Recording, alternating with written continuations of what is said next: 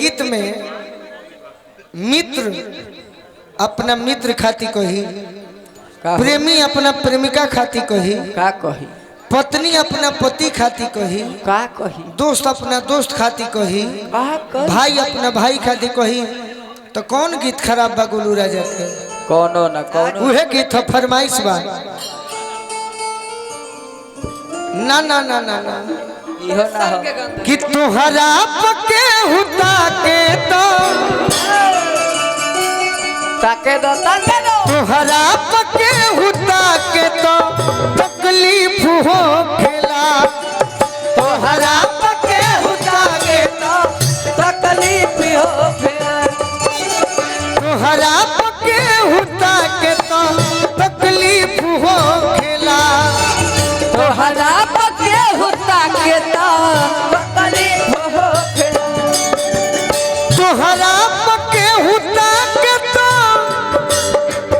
तकलीफ हो खला। तोहरा पके हुता के तो तकलीफ हो खला। तुहरा पके हुता के तो तकलीफ हो खेला। झरकों से केहू झाके तो झरकों से केहू झाके तो तकलीफ हो खेला। झरको से केहू झाके तो तकलीफ हो खला। तुहरा पके हुता के तो तकलीफ हो खेला। तोहरा पके हुता के तो तकलीफ हो खला।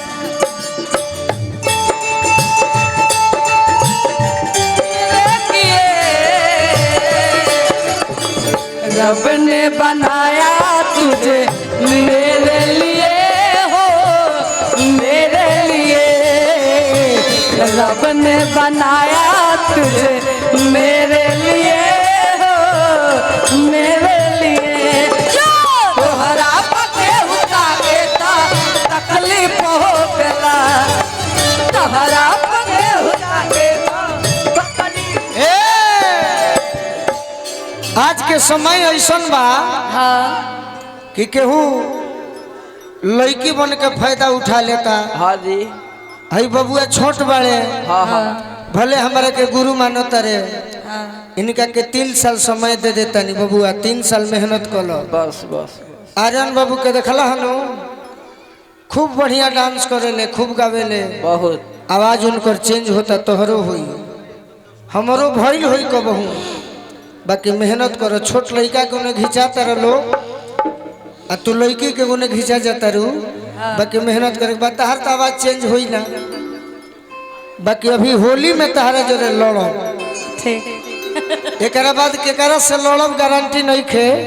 बाकी आज होली में लड़ब, हम मंच के देखते हुए लड़ब।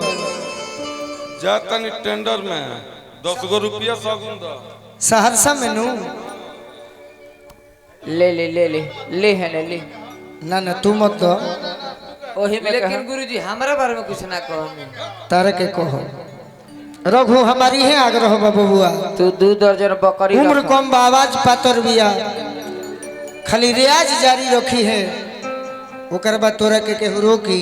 कोई ना। गुरुजी का है, गुरुजी तक कोनो बैक ग्राउंड के नहीं खा। हई हमार सहरसा जाता रे धनंजय चाचा उजाए, जिला सिवान। वाह वाह वाह। जाई चाचा अल्लाहदार प्रेमी है हमार बेटा माने ले। अजौन ई कमाओ में जाता रहो में 10% हम हूँ बानी। 30 मंजिला ई पली, कहे के बा 30 मंजिला पली कहे के बा दीदी से का।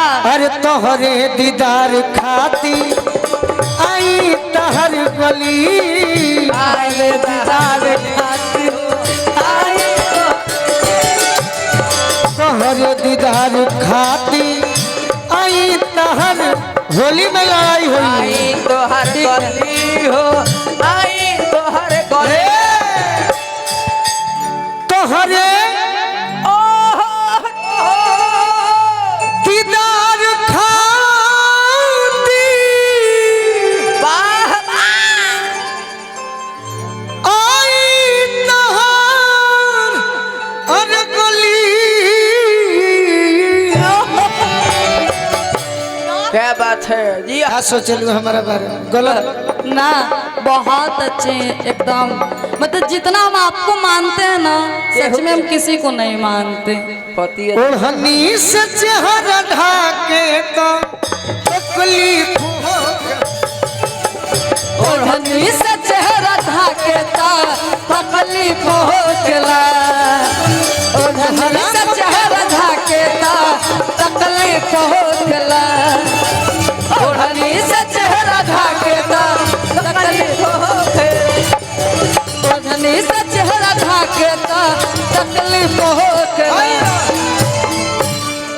अब होली के सुने